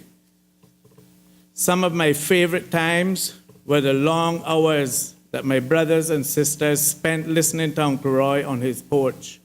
And I know the same goes for my cousin, the Minister of Finance, the Honorable Roy McTaggart. We listened to his stories, and he was extremely proud to share them, all his stories from all the days gone by and what he's done for Cayman. There is no way that I would want to be any part of a party or government that would, in my opinion, do anything that would destroy his hard work and legacy. And that is why I am a proud member of the PPM Progressives from 2002, and now I'm a proud member of the Government of National Unity, and I'm very proud of this budget. My years as a successful businessman enabled me to understand and contribute to the process, and have provided me with characteristics such as drive, persistence, and accountability that are equally relevant to business and to my role as the people's representative. Mr. Speaker, the Honorable Premier has assigned me to two different ministries, namely the Ministry of District Administration, Tourism and Transport, with oversight for the subject area of transport, and to the Ministry of Education, Youth, Sports, Agriculture and Lands, with the oversight for the subject of sport. While at first it might seem like an odd combination, the fact is that tourism, sport, and transport are all interlinked, and each is vital to advancing the agenda of the other.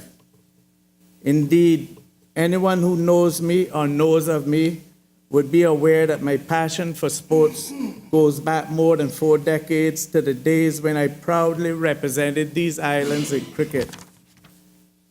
I consider it an honor to have input into the development of sport, as it is a subject that will always be close to my heart.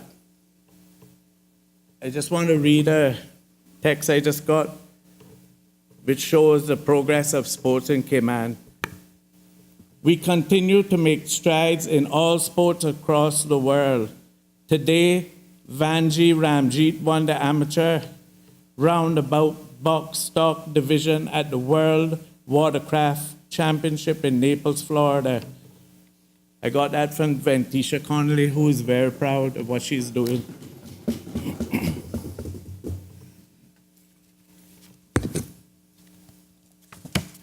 Mr. Speaker, as a long-time sports enthusiast and participator, I am very glad to be the counselor for sports at this exciting point in time. Cabinet has decided that National Heroes Day 2018, which falls on January 22nd, 2018, will focus on sports. Having represented the Cayman Islands in cricket and knowing the challenges and benefits of competing and representing one's country at that level, I am therefore extremely pleased that National Heroes Day will serve as a means to highlight this important aspect of our society.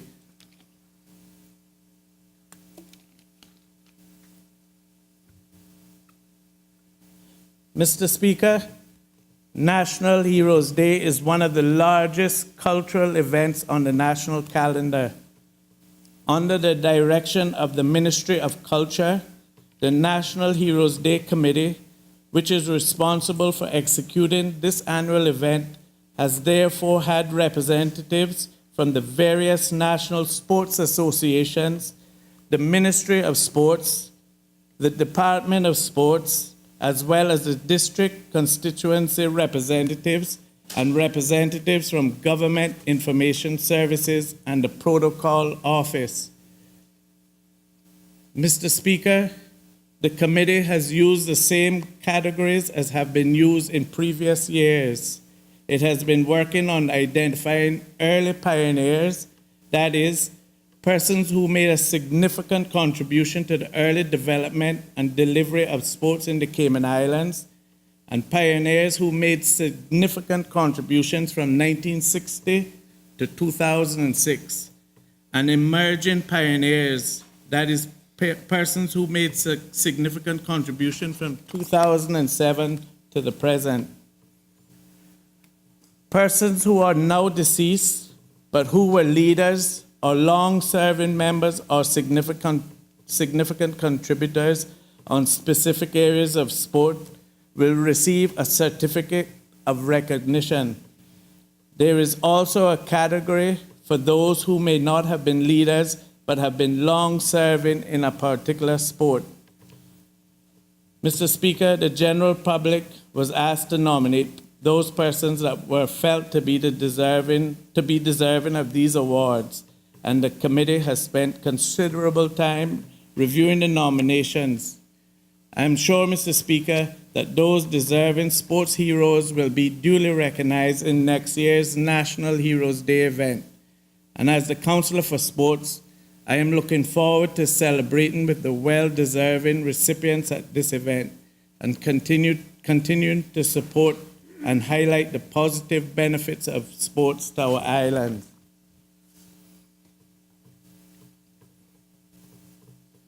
Mr. Speaker, I came up with a slogan, and I wish the Honorable Deputy Premier, Mr. Mose Kakon, was here, because I haven't even told him, but I would like to find out what he thinks.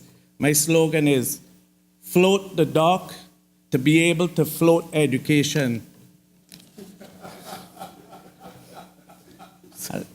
I'm going to repeat that for you, Mr. Speaker. Float the dock to be able to float education. And why I say that, education is not a revenue generator for the Cayman Islands government, but is a consumer of significant resources, and government must use revenue from other sources to pay for education. An expanded port would provide significantly more profit for the Port Authority and therefore more dividends to core government, which is used to fund things like education.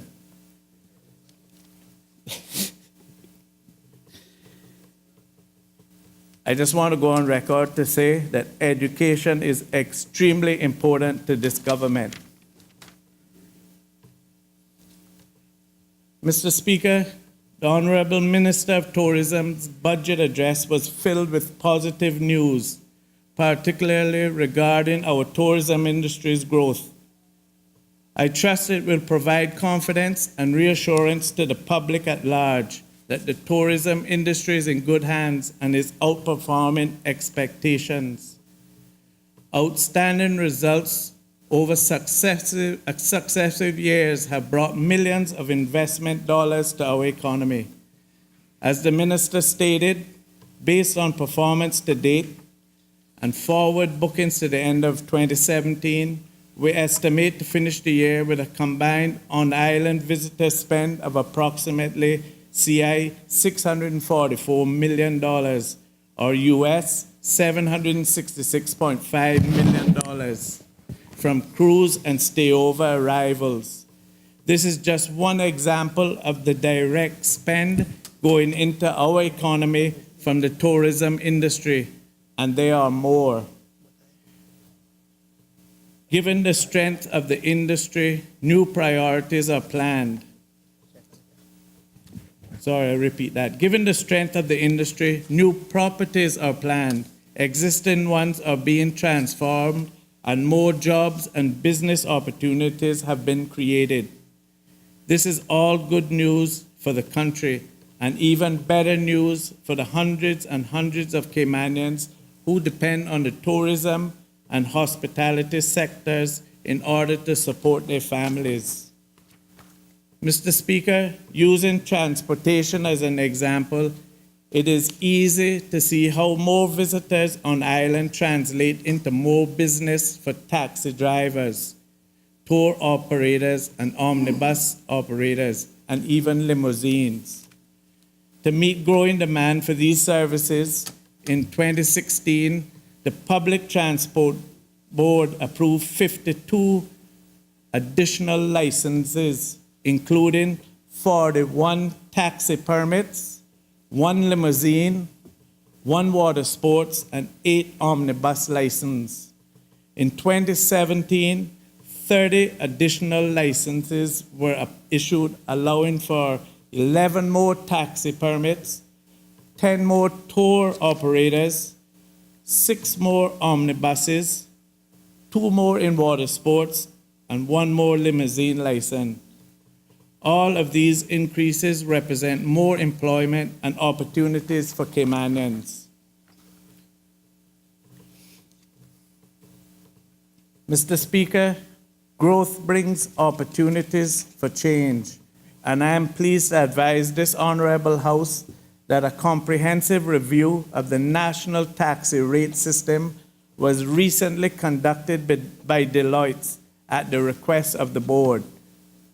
This review looks at modernization options for simplifying the charging process and will include recommendations regarding the current rates, which have remained unchanged since 2008. The report is currently being prepared, and once the Public Transportation Board of Directors has had an opportunity to evaluate the findings and make their decisions, an implementation plan will be developed. Further updates will be provided to the public at that time. Mr. Speaker, turning our attention now to sports. It is a well-known fact that sports play a positive role in the areas of social, health, education, and business activities, just to name a few. Sport is also a big business on a global scale. Due to its ability to break down barriers and bring people together. As a result, sports fans think nothing of traveling hundreds or even thousands of miles to participate in an event or support their favorite team and players. Over the years, we have become accustomed to seeing events such as the Flower Sea Swim, the Cayman Islands Marathon, and the Norseca Volleyball Tournament, and these have been joined more recently by a host of others.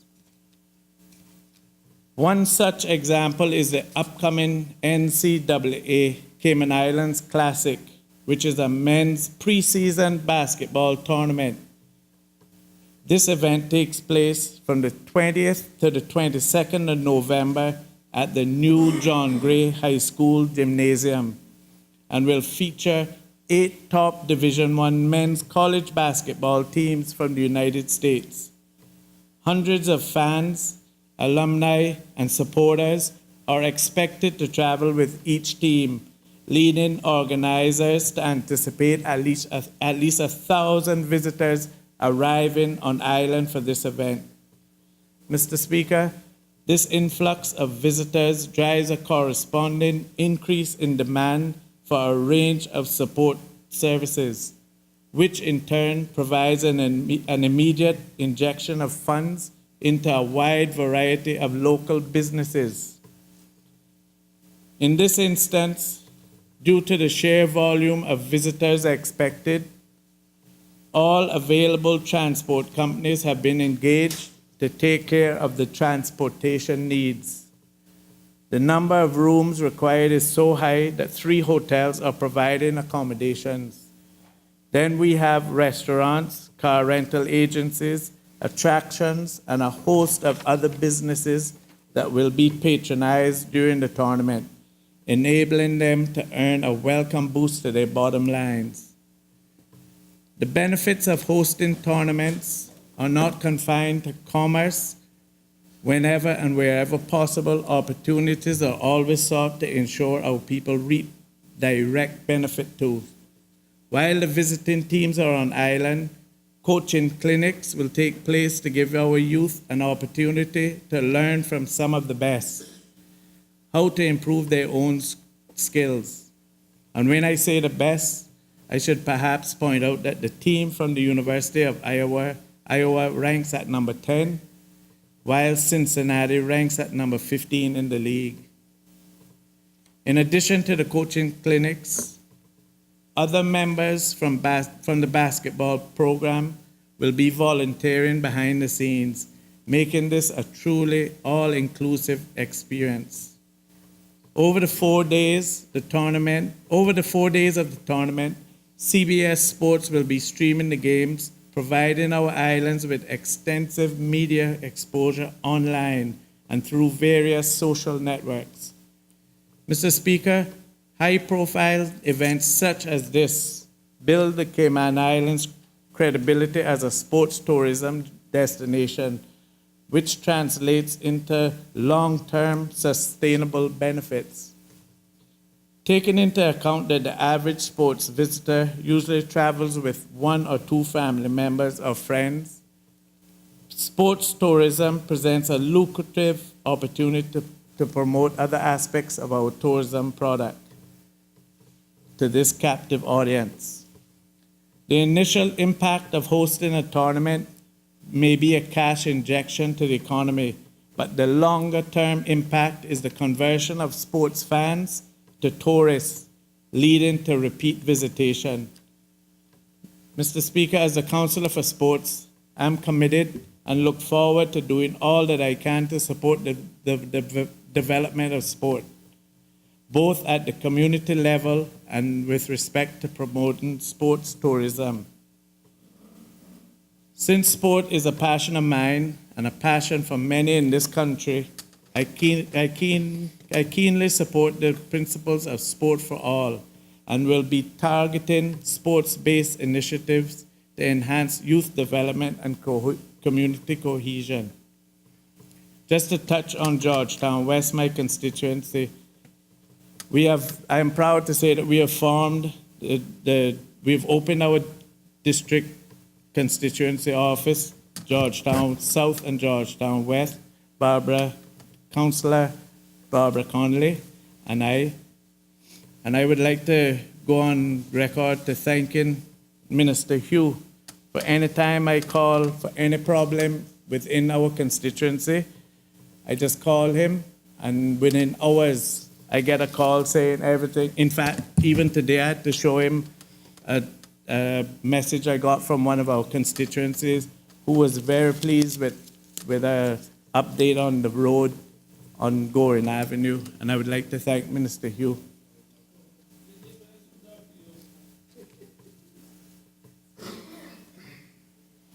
Okay.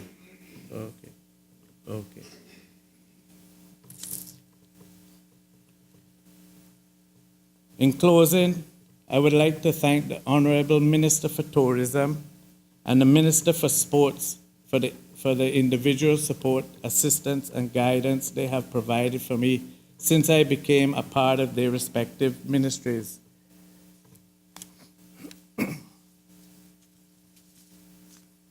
It is amazing how little words can be so comforting and confidence building. I am on a floor with 5 ministers, and every day I get words of advice and suggestions I deeply appreciate.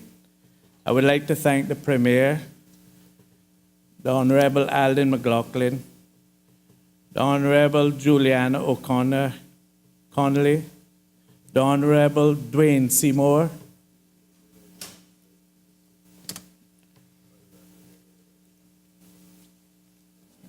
the Honorable Dwayne Seymour, Minister for Health, the Honorable Joey Hugh, and what are you again? Commerce, Planning, and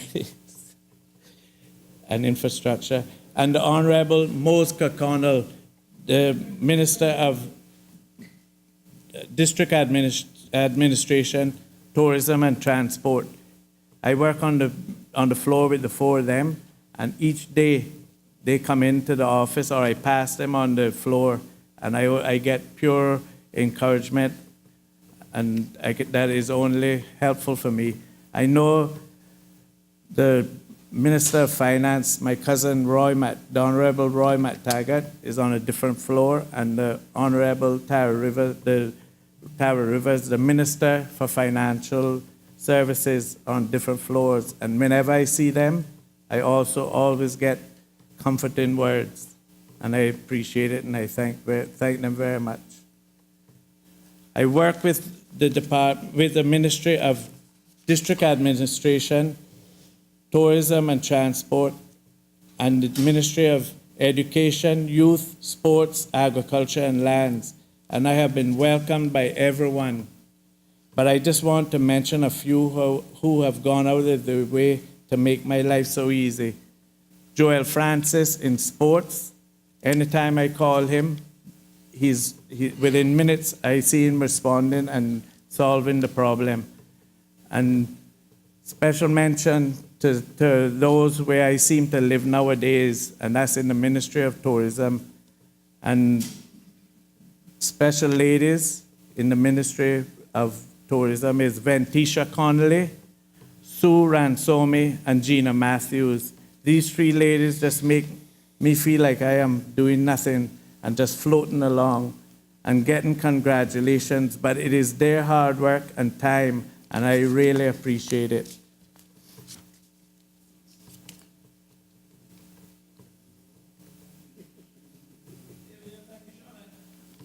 No, I will do that privately. Okay.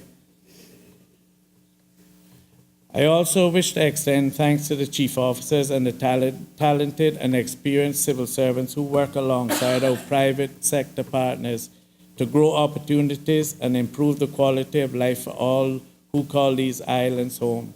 In closing, Mr. Speaker, I just want to say, as a newcomer, and those who claim that I'm sleeping as a newcomer, I want them to think that over. But I'm not going to stand up and talk just to hear myself talk.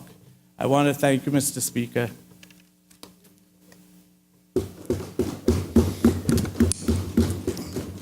We will take the suspension at this time until 5:45.